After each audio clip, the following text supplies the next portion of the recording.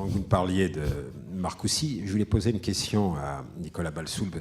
On aurait pu imaginer dans la série des projets proposés ici, à la Ville Fertile, un formidable projet paysager porté par des gens qui ont une conception de la société que vous allez sûrement approuver. Thierry Laverne, ça se situe en région parisienne, c'est Disneyland. C'est la ville de Val-de-France. Non mais voilà quelque chose qui est pensé écologiquement. Tous les étangs qu'on crée artificiellement, ils répondent à toutes les normes parfaites. Hein. Tous les inspecteurs peuvent passer.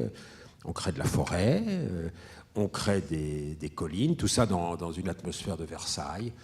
De toute façon, Versailles, maintenant, c'est devenu un simulacre, ça l'était déjà. Et Disneyland, on peut dire que ça ressemble à Versailles. On va même créer de l'histoire dans les maisons. On va créer un village de France comme autrefois, avec la maison la plus riche, c'est un manoir dont on va reconstituer l'histoire.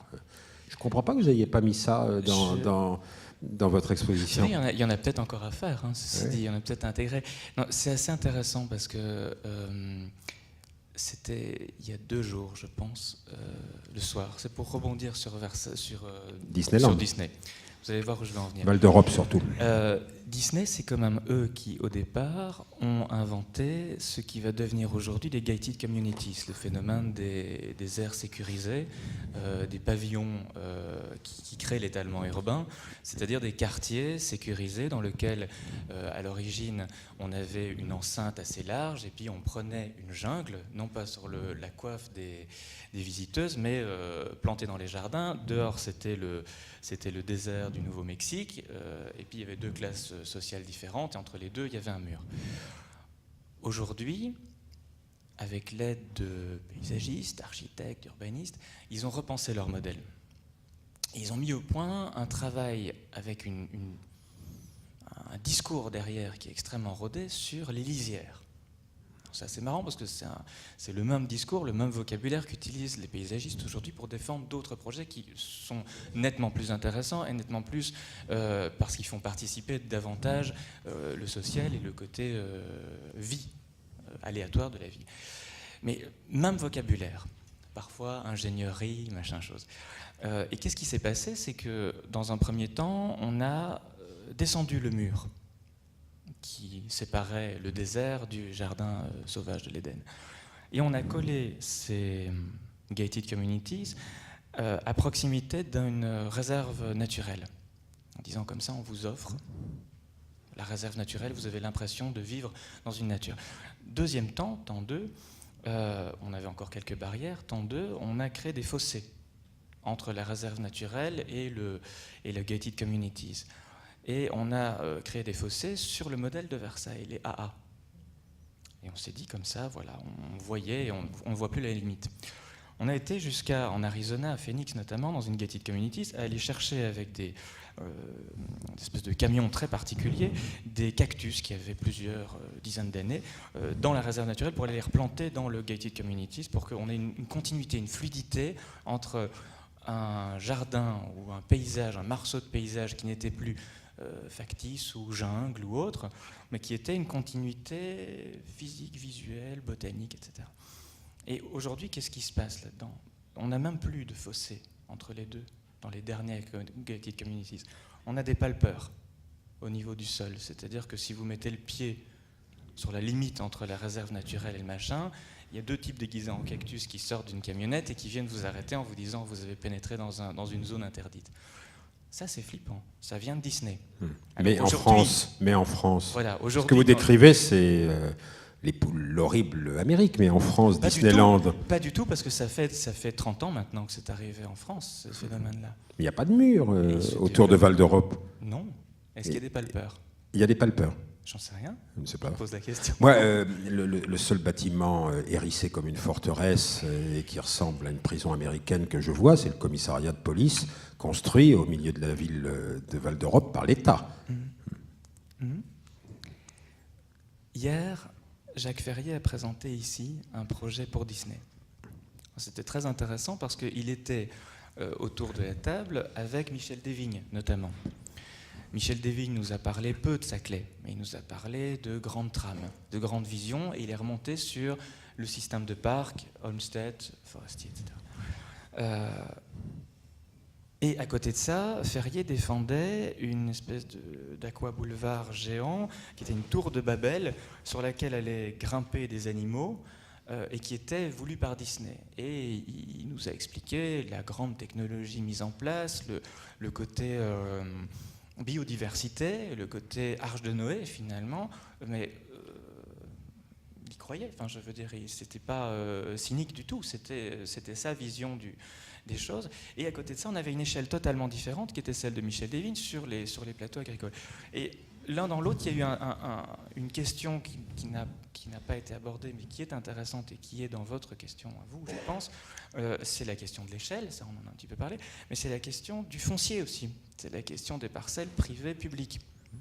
Et derrière cette question des parcelles privées publiques, il y a un vrai enjeu, il y a une vraie problématique. C'est très bien d'introduire la question du foncier. Alors, monsieur l'élu local, parce que maintenant, à force de tenir un langage responsable, vous avez fini par devenir élu local. Quel est le foncier à Marcoussis? Ça appartient à qui, cet espace de Marcoussis que vous allez nous décrire? Alors, d'abord, ce n'est pas Marcoussis, c'est 5 communes. Le triangle vert, ce sont 5 communes dont on a réussi, et c'est pas tout à fait récent, parce que ça fait maintenant le 3e mandat, qu'on a réussi à convaincre les élus de droite et de gauche que finalement la question agricole était, quand on est élu du périurbain, la question agricole est de leur responsabilité, on est élu des villes et élu des champs, et qu'il faut effectivement en finir avec cette idée de fatalisme et d'impuissance par rapport au fait que le pavillonnaire serait la demande des pétitionnaires et que finalement la solution serait celle des promoteurs. Et donc quand on est élu de ces territoires-là, on a la responsabilité de projets au départ qu'on croyait effectivement opposés ou cohabitants, qui étaient le projet de la ville et le projet de la campagne.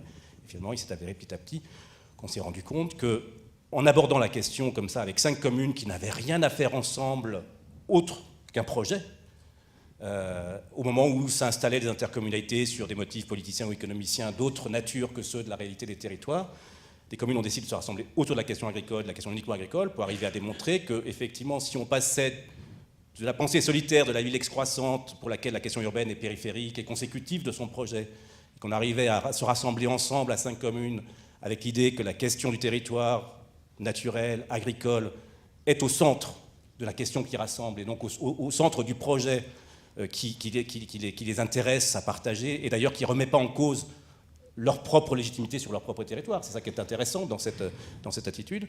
Donc c'est comme ça que ce projet démarre. Donc, si je traduis en foncier, ça veut dire que dans l'espace que vous allez nous définir, il y a des exploitations agricoles. Dans ce territoire vaste de 5000 hectares, on a un tiers de forêt, un tiers d'urbain et un tiers d'espace agricole. Le territoire est finalement enclavé entre l'autoroute A10, la Nationale 20, la Francilienne, survolé par les avions, attrapé par les lignes à haute tension qui arrivent sur Paris.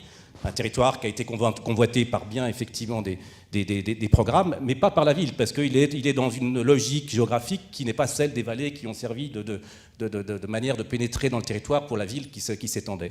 L'axe, ça va être ce tiers d'exploitation agricole? C'est un peu l'axe. Voilà. L'idée, ça a été véritablement, avec un ingénieur agronome travaillant à l'école du paysage de Versailles, qu'on a fait travailler ensemble, les 2 communes à l'initiative de ce projet.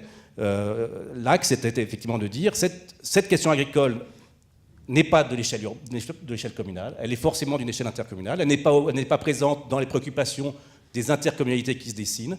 Donc rassemble-nous autour de ce territoire. Ce qui est marrant, c'est que nous, on n'a pas de géographie. Dans les endroits comme la plaine de Versailles, où une espèce de lagune incroyable qui va jusqu'au ciel et jusqu'à la mer, sur 30 km de long, avec 2 coteaux bien dessinés, etc.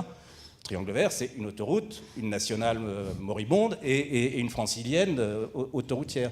Et donc, à partir d'une non-géographie, mais à partir d'un territoire dessiné par ce qui avait handicapé finalement la vie des gens à cet endroit-là, on s'est dit effectivement, cette question agricole est une question qui nous appartient. Et face aux intercommunalités qui se dessinaient, on ne laissera pas ici se développer un projet par défaut de ce que les autres ne voudraient pas ailleurs. Donc la règle d'or, c'est de nommer ce machin complètement oublié et délaissé. On l'a inventé. Vous l'avez pas nommé triangle d'or, c'est pas possible, mais vous l'avez nommé triangle vert, c'est pas mal. Et alors triangle vert, c'est triangle agricole en partie. Qu'est-ce qu'on cultive? Alors, on cultive... Parce que François de Mazières défend l'agriculture de cueillette, on va chercher des cerises, des pommes, Mais il a raison, on en fait un il a raison, plateau, François. on met ça dans un panier en osier, enfin bon, mais... D'ailleurs, juste pour revenir là-dessus, et avant de répondre à votre question, qu'est-ce qu'on y cultive? La question est de ne pas savoir si l'agriculture urbaine est la solution, ou si l'agriculture urbaine a un sens pour la ville, tout simplement. Et l'agriculture urbaine a un sens pour la ville. Si la ville arrête de croire que sa seule responsabilité est de s'occuper de la portion congrue de sa partie construite, mais qu'elle s'intéresse à l'ensemble des territoires qui constituent cet écosystème nécessaire à la reproduction de l'espèce urbaine, à ce moment-là, effectivement, les questions qu'on pose deviennent centrales de la question de la ville. Donc qu'est-ce qu'on y cultive? On y a longtemps cultivé l'ensemble du maraîchage qui alimentait le ventre de Paris, les Halles. On avait l'Arpajonais, un tramway qui partait d'Arpajon, qui traversait toutes ces communes, qui cabotait dans nos villages, qui s'arrêtait sur les places, qui chargeait les cajots, qui ramenait les vacanciers et qui retournait sur Paris. Donc, et puis moins poétique, la céréale, non? Et l'économie de ces territoires, au départ, était celle-là. Et puis, petit à petit, effectivement, pour des raisons de concurrence ouverte et finalement et on pourrait dire d'une certaine manière de concurrence déloyale, le maraîchage s'est exporté.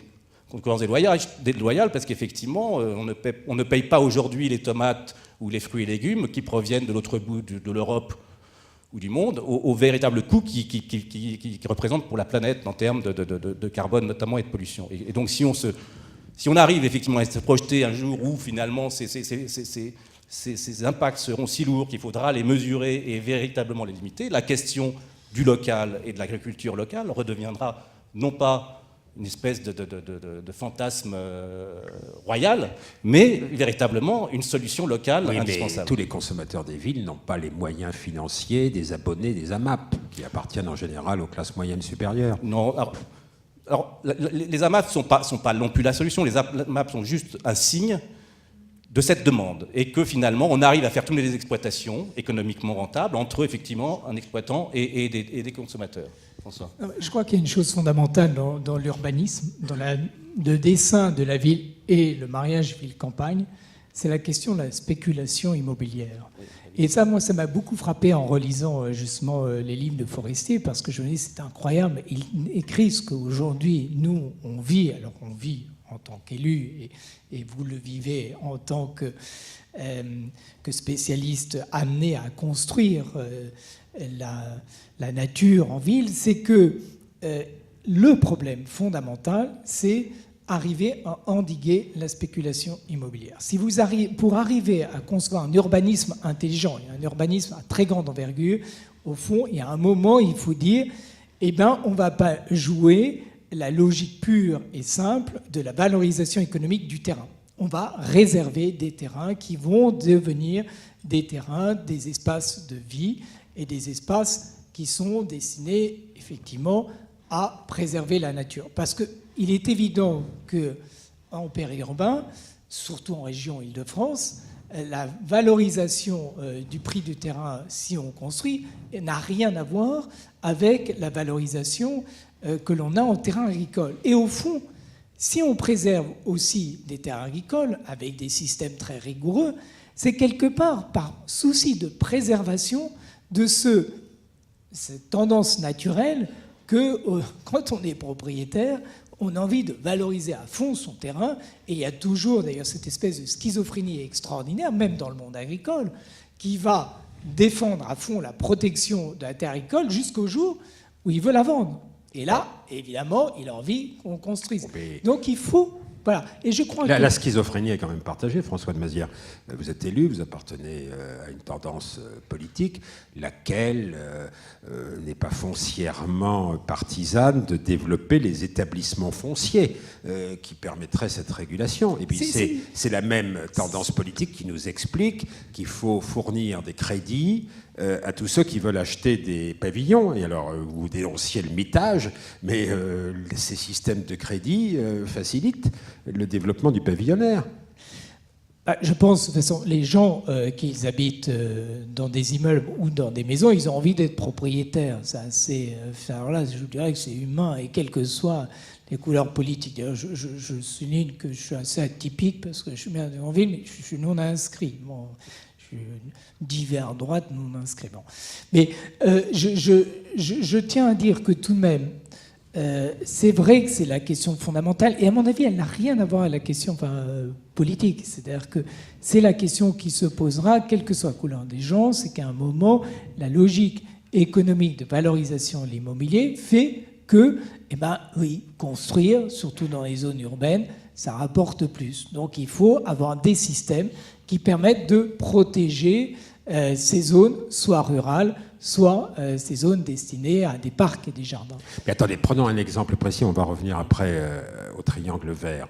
Le maire de Bordeaux, UMP, il n'est pas sans étiquette, et vent debout contre RFF, comme beaucoup d'autres maires de France, parce que je suis vent debout contre RFF sans oui, certain voilà, d'opération. dans les grandes villes françaises, il ne reste pratiquement plus que les emprises ferroviaires qui soient disponibles. Bon, on peut y faire des jardins partagés, des jardins ouvriers, de l'agriculture urbaine. Enfin, je pense qu'à Paris ou à Bordeaux, au centre, on aura peut-être besoin de centres logistiques qui permettent de faire venir tout ce qui doit parvenir à la ville. C'était d'ailleurs la destination première des emprises ferroviaires.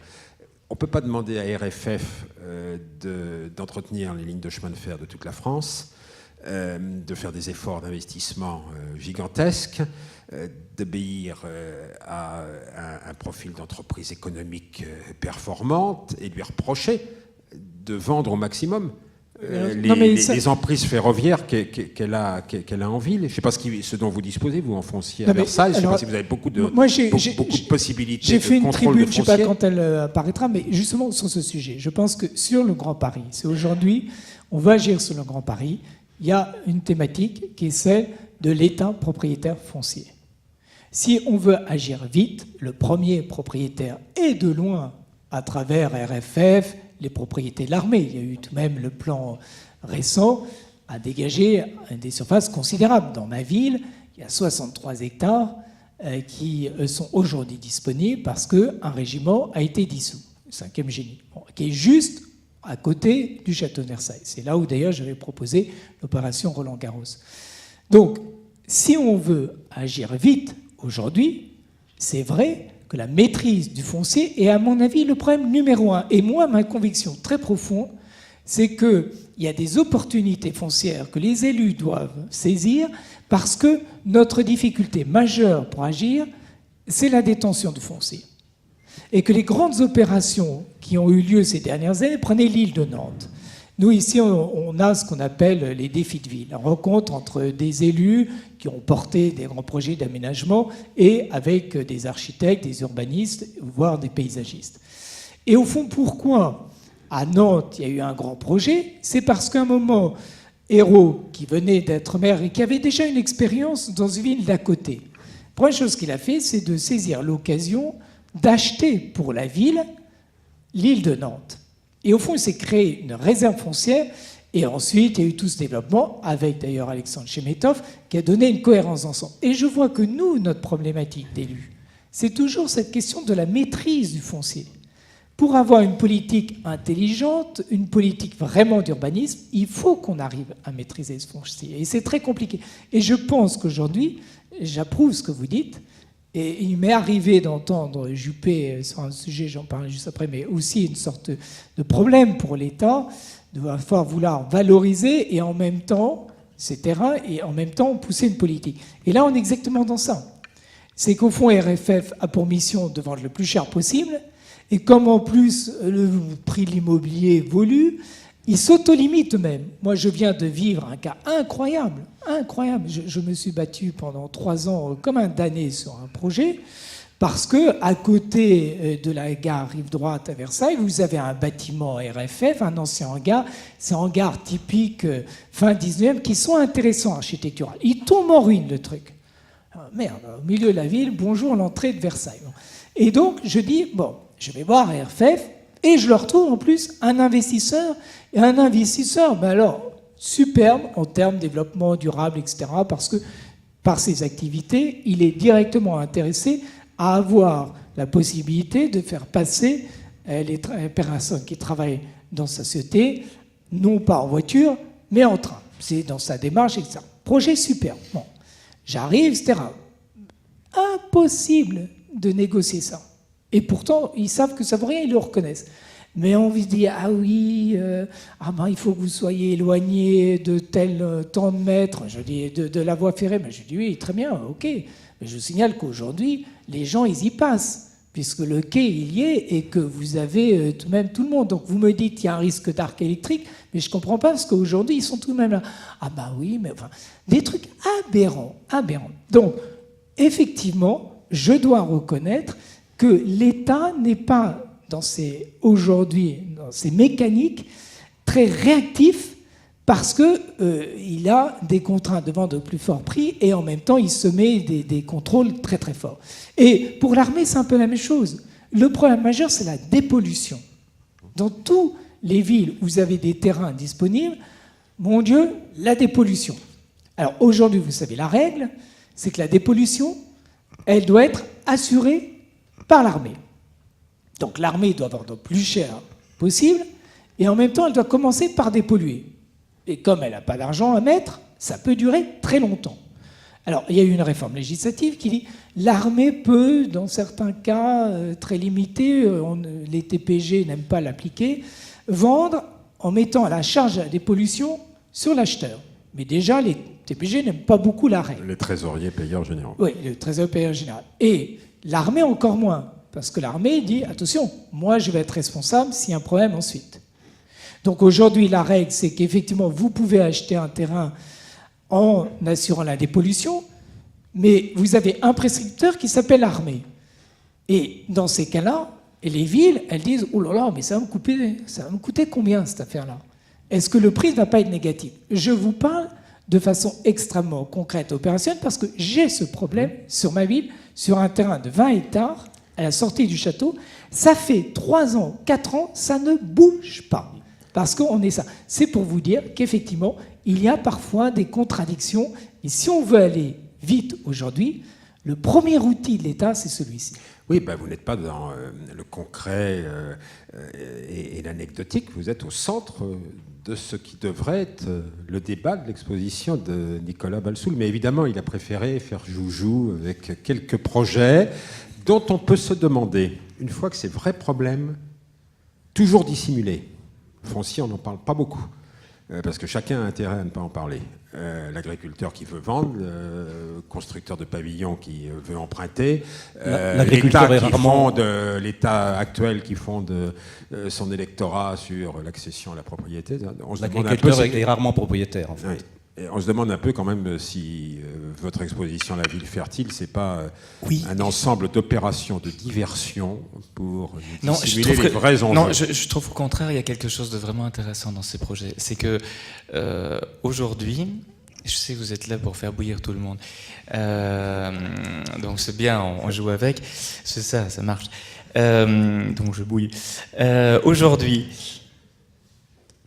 Aujourd'hui, c'est très intéressant, depuis hier, d'entendre les concepts qui sont sortis des chapeaux au fur et à mesure de différents concepteurs de villes, de différents politiques qui sont utilisés, qui sont médiatisés, qui sont repris bien souvent par la presse parce que on est dans un pays, on est dans une culture qui aime mettre des étiquettes sur les choses, donc on a besoin de nommer, triangle vert peut-être, on a besoin de nommer pour comprendre. Bon, je crois que c'est Federico Fellini qui disait « les étiquettes ne sont bonnes qu'à mettre sur les valises ».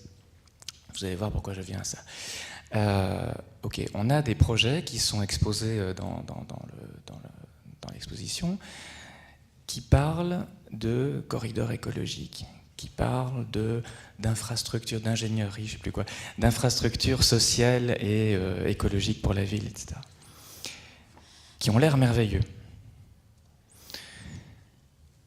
L'objet de ce débat, de ces 2 journées de débat, justement, c'est d'aller plus loin que l'image. L'exposition, c'était déjà un premier pas, c'était de passer de des imageries qui sont en partie hautes, des perspectives, des vues, à une méthode de travail, une façon de voir la ville, de la construire. L'objet de ces 2 jours, c'est d'aller encore plus loin, de demander à d'autres acteurs, je pense que jusqu'à présent ça s'est bien passé aussi parce qu'il y a eu des retours de la salle qui étaient vraiment intéressants et riches, d'interroger ces questionnements. Par exemple, est-ce que on a parlé du foncier. Est-ce que tirer une forêt linéaire au nord de Paris, qu'est-ce que ça implique dans la réalité? Est-ce que c'est vraiment un corridor écologique? Ça, je ne sais pas, on peut en parler, mais au niveau de la gentrification, qu'est-ce que ça apporte dans la ville? Qui va payer les différentes parcelles qui vont constituer petit à petit cette forêt linéaire? Des investisseurs privés. Qu'est-ce qu'on va mettre en place comme bâtiment à cet endroit-là? Quel type de bâtiment? Est-ce qu'on va vraiment mettre des logements sociaux à côté? Quand est-ce que ça va se mettre en place? Comment est-ce que ça va se mettre en place? J'en sais rien. Moi, je suis candide. Je pose des questions aussi à travers cette histoire-là. Qu'est-ce que ça va mettre en place? Et c'est vrai que quand on entend les propos de cet Américain Mike Davis, anthropologue, décrire le futur comme des centres-villes, Éden, Walt Disney, des réserves naturelles bloquées et entre des corridors écologiques sécurisés et au milieu des bidonvilles, c'est flippant. Ça pose question. Non, mais je ne vous le fais pas dire. Voilà. Donc je suis intéressé, moi, par ces trucs-là, et je pense que, justement, ce n'est qu'en montrant aussi cette profusion et cette créativité actuelle qu'il y a peut-être des pistes là-dedans qui sont intéressantes. Et notamment, en contrepoint, Détroit, on va en parler, et l'autre, c'est Buenos Aires, où finalement, c'est une immense décharge qui a servi de spéculation immobilière pendant des années. Donc elle est restée libre, on va dire, et ce sont les grenouilles, le vent et les oiseaux qui se sont fait jardinier. C'est devenu un territoire étonnant, aujourd'hui protégé, réserve, machin, et on voit que toute la frange littorale qui avait été dessinée par Forestier dans les années 20, mais qui est tombée en désuétude parce que pollution de la ville, aujourd'hui, cette façade littorale est en train de se reconstruire, toute l'économie de la ville se retourne dessus. Alors restons encore un peu en France, et puis avant de parler de Détroit, je pense que selon votre recommandation, on va donner la parole à la salle. Enfin, ce qui vient d'être dit là me décourage de continuer à vous interroger sur votre petit projet, qui est donc relié par un corridor écologique au château de Versailles, au Perche, à Deauville, au Luberon.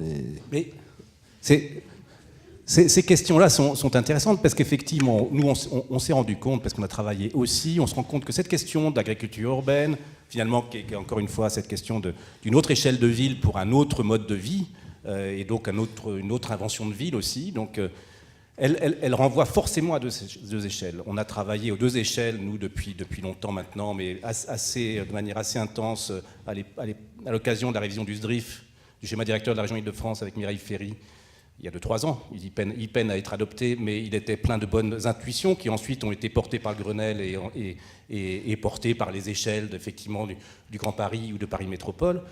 Ces deux échelles sont effectivement celles que le projet n'a de sens, ne trouve sa réponse que s'il est local, c'est-à-dire c'est la maîtrise foncière, c'est la définition même des programmes par des élus qui prennent des positions politiques fortes en disant ces territoires resteront définitivement agricoles. Ça, c'est une position importante, c'est l'échelle locale indispensable à la mise en œuvre de tout projet qui prétend prendre en compte les ressources des territoires, les géographies, les ressources naturelles comme étant effectivement des éléments sur lesquels on peut composer la ville durable. Et l'autre échelle qui est importante, c'est bien sûr celle régionale ou celle de la ville métropole. C'est-à-dire ces opérations-là n'ont de sens qu'à la condition, bien sûr, qu'elles le trouvent dans une relation à définir qui effectivement fait que chacune de ces opérations trouve un sens pour l'ensemble. Et là, ça pose effectivement sans doute la question, nous, on rêve à cette idée que finalement, le triangle vert, plus la plaine de Versailles, plus certains endroits qui pourraient développer des expériences analogues dont les noms ne me reviennent pas, puissent constituer ensemble, non pas parce qu'ils sont en continuité, mais parce qu'ils sont en contiguïté d'idées et de relations avec leur proximité immédiate, une nouvelle forme de parc métropolitain qui serait plus effectivement le parc du Vexin ou le parc du Gâtinais, une espèce de territoire préservé à l'écart de tout, mais bien des territoires qui portent les enjeux de tout, rassemblés dans des problématiques qui sont portées elles-mêmes par l'échelle de la ville. Et puis, il y a un exemple très intéressant qu'on connaît bien puisque Thierry s'en occupe actuellement, mais c'est exactement l'inverse qui se présente par rapport à ce que tu disais, Nicolas. C'est l'inverse. C'est-à-dire, qu'est-ce qui se passe? C'est qu'il y a la plaine du Grand Versailles, et que des banlieues où il y avait Fontaine-Fleury, Saint-Cyr, avec des banlieues de forte densité de logements sociaux, fraisant les 50% à Saint-Cyr. Saint-Cyr, oui. Ouais. Bon.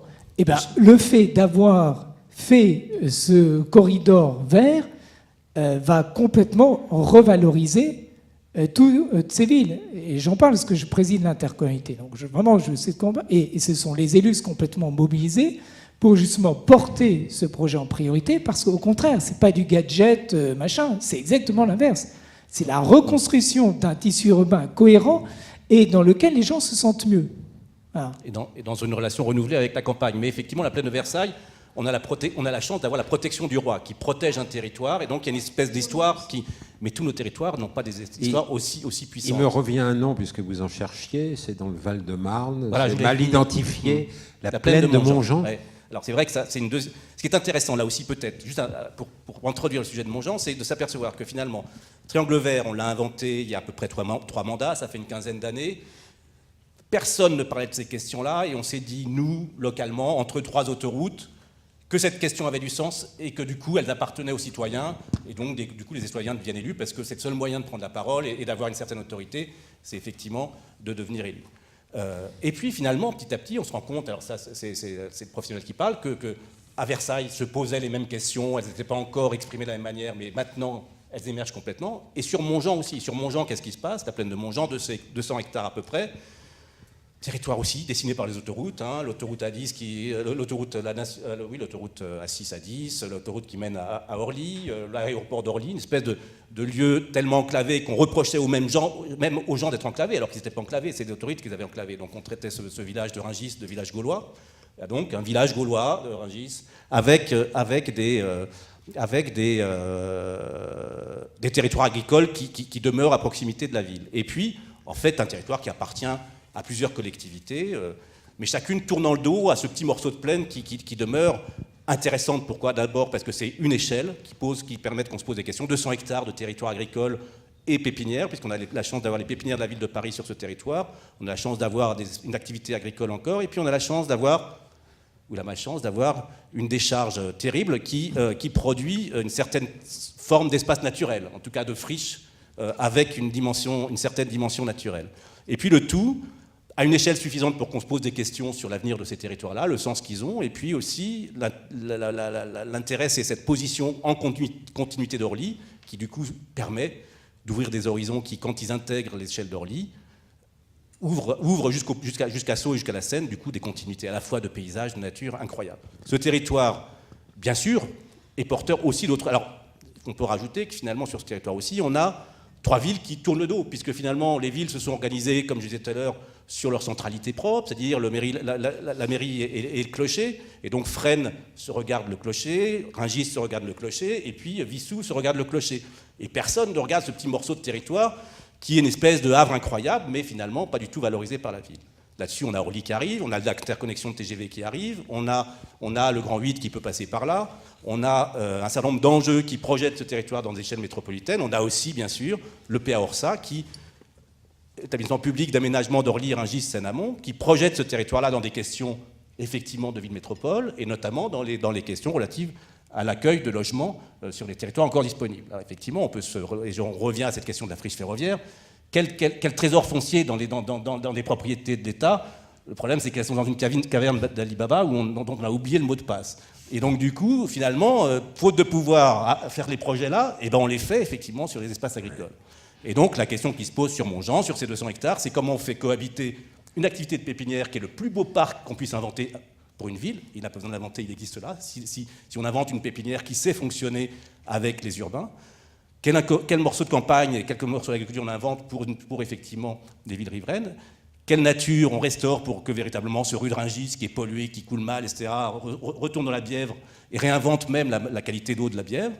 Mais comment on installe aussi tout ce système-là, pas dans un petit système qui se regarde, mais bien dans une projection et dans une destination métropolitaine. Le tout en réinstallant d'urbanité dans des territoires qui n'en ont pas, c'est-à-dire avec effectivement la production et l'accueil de logements, pas forcément sur ce territoire-là, ou pas totalement sur ces territoires-là, parce que finalement on peut imaginer que ce grand parc de 100 hectares, avec ces programmes aussi incroyables, puisse finalement avoir une puissance suffisante pour réinventer la ville sur ses rives et qu'on puisse finalement trouver la demande de logement, non pas sur cet espace public incroyable, qui du coup serait redonné à des opérations privées, mais plutôt effectivement sur des opérations riveraines qui pourraient elles-mêmes trouver les densités nécessaires à répondre à cette demande.